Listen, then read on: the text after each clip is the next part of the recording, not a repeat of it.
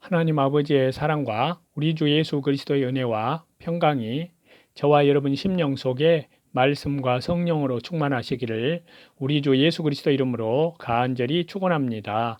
오늘은요, 구약 성경 에스겔서 15장을 본문으로요, 포도나무 이스라엘과 다시 재림하시는 주 예수 그리스도라는 제목으로 하나님의 말씀을 저와 여러분이 받도록 하겠습니다. 먼저 1절과 3절인데요. 포도나무가 다른 모든 나무보다 나은 것이 없다는 말씀인데요. 포도나무로는 집을 지을 수도 없고 어떤 도구나 가구를 만들 수도 없습니다. 포도나무는 열매 맺는 것 외에는 아무짝에도 쓸모가 없습니다. 여기에서 포도나무는 이스라엘을 가리키고요, 오늘날의 성도를 가리키기도 하는 말씀입니다. 하나님께서 포도나무를 심고 물과 비료를 주고 울타리를 만들어서 짐승들이 들어와서 상하지 못하도록 해 주었습니다. 하나님께서는 이스라엘 백성이 좋은 열매를 맺기를 원해서 그들을 애굽에서 건져내어 가나안 땅에 심어주시고 인도해 주셨는데요. 그런데 그들은 좋은 열매를 맺지 못했기 때문에 하나님께서 심판한다고 하셨습니다. 오늘날 성도들도 하나님께서 주 예수 그리스도의 십자가의 보혈, 영원한 속량함 안에서 철저히 회개하여 성령으로 거듭난 생명들을 택하시고 불러내시고 심으시고 길러주시고 모든 것을 풍성하게 해주셨는데요. 그것은 신앙의 열매를 맺게 하려는 것입니다. 그러므로 신앙의 열매를 맺지 않으면 아무 쓸모가 없습니다. 믿음의 열매, 의의 열매, 화평의 열매, 사랑의 열매, 진리의 열매, 거룩함의 열매, 주 예수 그리스도로 말미암은 생명의 열매를 맺혀서 영이 자라나고 인격이 날마다 그리스도의 형상을 닮아가야 됩니다. 노아와 같이 악한 세대 가운데에서도 열매를 맺혀야 하고 다니엘과 같이 여러 가지 시험 속에서도 열매를 맺혀야 하고요. 욥과 같이 어려운 환경 가운데에서도 열매가 맺혀져야 합니다. 삼림 중에 여러 나무 가운데 있는 그 포도나무가 다른 나무들보다 나은 것이 무엇인가요? 그것은 열매 맺는 것 하나뿐입니다. 열매를 맺으려면 숲을 가운데 있지 말고 거기에서 나와서 따로 있어야 합니다. 그래서 요한계시록 18장에 말씀하시기를요, 또 내가 들으니 하늘로서 다른 음성이 나서 가로되 내 백성아 거기서 나와 그의 죄에 참여하지 말고 그의 받을 재앙들을 받지 말라고 하였습니다. 포도나무가 숲을 가운데 있으면 제대로 자라나지 못하고 자라나더라도 연약해서 열매를 맺지 못합니다. 그런데 이스라엘은 삼림 가운데 있는 포도나무처럼 이방 세력을 의지하였습니다.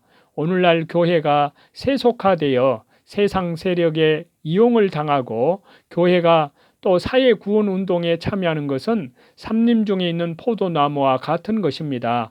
그러므로 세속화된 교회는 신령한 열매를 맺을 수 없습니다. 생배 조각은 새 옷에 붙여야지 낡은 옷에 붙이면 그 기운 것이 옷의 천을 당겨서 옷이 다 헤어집니다. 또 새 술은 새 가죽 부대에 넣어야지 낡은 가죽 부대에 넣으면 술과 부대 둘 다 버리게 된다는 말씀을 마태복음에서 하고 계십니다. 새 생명의 구원의 역사는 진리 안에서 이루어져야 됩니다. 그러므로 교회가 의식주의나 비진리와 타협하면 안 됩니다. 포도나무는 삼림에서 갈라내어 포도원에 심고 포도나무만 길러 나가야 합니다. 삼림 가운데 포도나무는 잎사귀가 무성하고 자라기는 빨리 자라지만 나무 그늘 때문에 열매를 맺을 수 없고 다른 나무들을 따라 올라가느라고 열매 맺을 여가가 없습니다. 롯은 비옥한 옥토와 목장을 보고 소돔 고모라를 택하여 갔지만 결국 실패하고 말았습니다. 그것은 포도나무를 포도밭에서 뽑아 삼림 중에 심는 것과 같아서 성공한 것 같지만 실패요. 흥한 것 같지만 망한 것이요. 산 것 같지만 죽은 것입니다. 포도나무는 포도밭에 있어야 주인이 와서 돌봐줍니다. 삼림 가운데 있는 포도나무는 주인이 돌봐주지 않습니다. 4절과 5절인데요. 이스라엘 백성이 숲을 중에 있는 포도나무가 되어서 포도 열매를 맺지 못했기 때문에 하나님께서 불 가운데 던져 징계하셨습니다. 그러므로 이스라엘은 두 끝이 불에 살라진 포도나무 같이 북쪽으로 아수르의 침략을 받았고 남쪽의 유다는 남쪽으로 애굽의 침략을 받았다는 말씀입니다. 6절과 7절인데요. 이스라엘이 징계를 받으면서도 회개할 줄 모르고 계속 범죄하기 때문에 하나님께서 또 바벨론의 침략을 받게 하여 불에 살라지게 한다는 겁니다.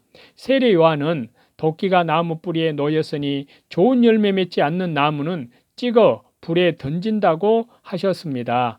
우리에게도 하나님의 심판의 도끼가 임한 줄을 알고 항상 두렵고 떨림으로 주 예수 그리스도의 십자가의 보혈, 영원한 속량함 안에서 하나님께 대한 철저한 회개와 우리 주 예수 그리스도께 대한 믿음으로 성령으로 회개에 합당한 열매를 맺어가는 우리 주 예수 그리스도의 형상을 날마다 닮아 나아가는 성화 구원을 열매를 맺는 삶을 순종해야 될 줄로 믿습니다. 그렇게 하려면 인본주의, 세상주의에서 나와서 진리의 말씀의 신앙에 굳게 서야 될 줄로 믿습니다.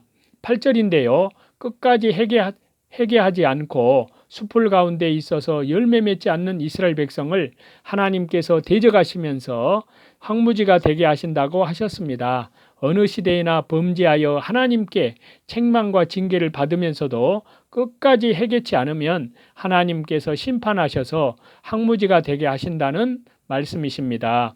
성도들은 오늘 이 본문의 포도나무 비유를 통해서 인간은 본질상 진노의 자녀요 하나님과 온수된 자로서 하나님의 은혜가 없으면 멸망할 수밖에 없음을 깨닫습니다.